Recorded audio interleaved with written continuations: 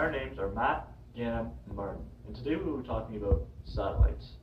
We chose this topic because satellites have so many applications in our world today, yet we know such little about them. From texting, to watching TV, to finding out what the weather's going to be tomorrow, satellites are involved. But what is a satellite? A satellite is any object that orbits a planet or star. But today we'll be focusing on man-made or artificial satellites. Some artificial satellites orbit planets in our solar system, seeing if there's water on those planets or taking detailed pictures that wouldn't be possible otherwise. However, many of our man-made satellites orbit our planet Earth, and have various different functions. Some Earth-orbiting satellites are telescopes, used to take pictures of distant galaxies, stars, and other astronomical phenomena. Putting these telescopes in space makes them avoid a lot of the problems that ground-based telescopes face.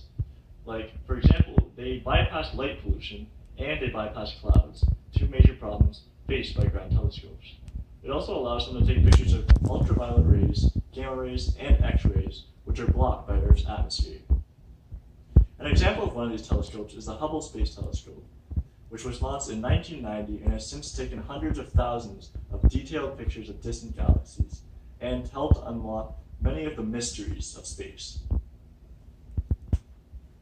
One of the main functions of satellites is for communication. Normally, since radio signals travels only in a straight line, radio signals couldn't go very far. However, thanks to the satellites, now we can obstruct that problem. Radio signals can be sent from the ground to satellites, then back to different location on Earth. This allows radio signals to be transmitted all over the globe. There are around 2,134 communication satellites in our Earth's orbit, transmitting radio waves for things such as television, telephones, radio, internet, and military communications. Another major use of satellites is to observe the planet. These satellites can look at weather patterns to predict future climate and weather, as well as future storms. They also collect environmental information on hurricanes, wildfires, pollution, ocean currents, and volcanoes. These planet-observing telescopes are also used to monitor the environment. They do this by detecting changes in vegetation, atmospheric gas content, and ice fields. Recently, these satellites have been used to track animal migration, and also to learn more about the effects of climate change on the habitat loss on certain animal species. Navigation using satellites. The final major use of Earth satellites is for navigation. We have around 24 navigational satellites around our Earth. These satellites is what makes the GPS function. It sends a signal to the GPS, which then the GPS sends a signal back, and then the satellites take that amount of time to determine where the location of the satellite is. It determines this by getting the position of the latitude, longitude, and altitude.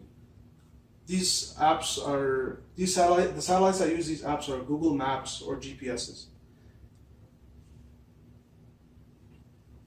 Now you're probably wondering, how do satellites get up there? And what keeps them in orbit? Well, the satellites are launched into orbit via rockets, and when it's out there, the speed must be balanced with the force of gravity. If the satellite's speed is too much, they'll simply fly off into space. And if their speed is too low, then the force of gravity will bring them back down to Earth. In conclusion, satellites are important because they help us navigate, communicate, observe other planets in our solar system, and help us observe the behavior of Earth.